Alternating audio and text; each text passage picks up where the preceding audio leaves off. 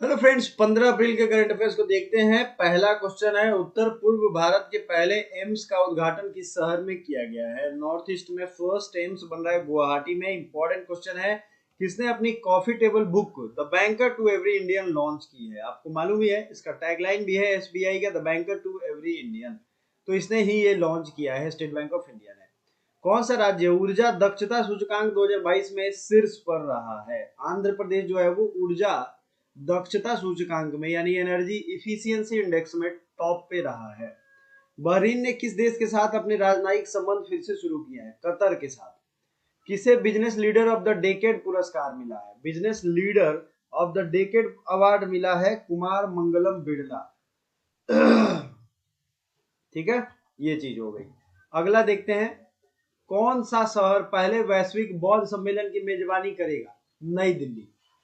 जो शहर होगा जो वैश्विक यानी ग्लोबल बुद्धिस्ट कॉन्फ्रेंस की मीटिंग करने वाला है वो है नई दिल्ली। किस भारतीय को टाइम के 100 प्रभावशाली लोगों की सूची में शामिल किया गया है?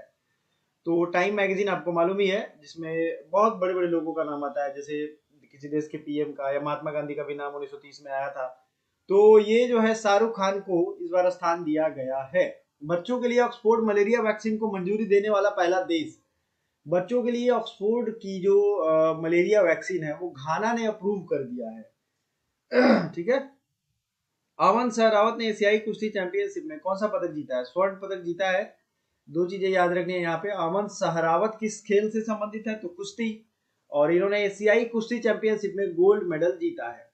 पशु संरक्षण के लिए किस राज्य के मुख्यमंत्री ने अ हेल्प कार्यक्रम शुरू किया है? उत्तराखंड ने ये प्रोग्राम शुरू किया है। भारत, जापान, फ्रांस ने किस देश की आर्थिक मदद के लिए साझा मंच लॉन्च किया है? तो श्रीलंका ने ये किया है।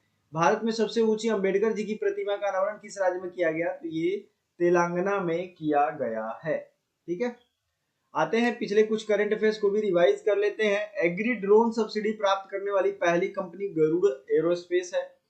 सबसे अधिक आपराधिक देशों की रैंकिंग में, ठीक है, वेनेजुएला टॉप पे है और भारत का 77वां रैंक है। कितना है? 77। कौन सा राज्य 3 दिवसीय वैशाखी महोत्सव आयोजित कर रहा है? 3 दिवसीय वैशाखी महोत्सव जम्मू कश्मीर आयोजित कर रहा है। भारत का पहला 3D प्रिंटेड डाकघर कहाँ खुलेगा? ये खुलेगा बेंगलुरु में। ठीक है। हाल ही में जारी एडीआर की रिपोर्ट के अनुसार देश के सबसे अधिक संपत्ति वाले मुख्यमंत्री जगन मोहन रेड्डी के पास सबसे अधिक संपत्ति है। हाल ही में टचलेस बायोमेट्रिक सिस्टम विकसित करने के लिए आईआईटी ने यूआईडीआई के साथ साझेदारी की है। तो ये आईआईटी बॉम्बे ने पार्टनरशिप किया है।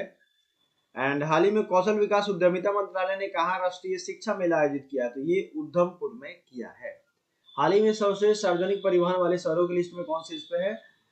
पब्लिक ट्रांसपोर्ट में बर्लिन टॉप पे है, मुंबई 19वें नंबर पे है। अगला क्वेश्चन, भारत की पहली अंडर वाटर मेट्रो ट्रेन का सफल ट्रायल कोलकाता में कंप्लीट किया गया है। किस देश ने H3N8 यानी ये बर्ड फ्लू का होता है, दुनिया की पहली मौत दर्ज की है? वो है चीन। चीन की राजधानी है बीजिंग, करेंसी है युआन, और वहां जो है दो इंपॉर्टेंट बैंकों का हेडक्वार्टर है उसके शंघाई शहर में। एक तो है एशिया इंफ्रास्ट्रक्चर इन्वेस्टमेंट बैंक और दूसरा है न्यू डेवलपमेंट बैंक। ठीक है, शंघाई कोऑपरेशन बैंक ऑर्गेनाइजेशन का जो बैंक है उसका।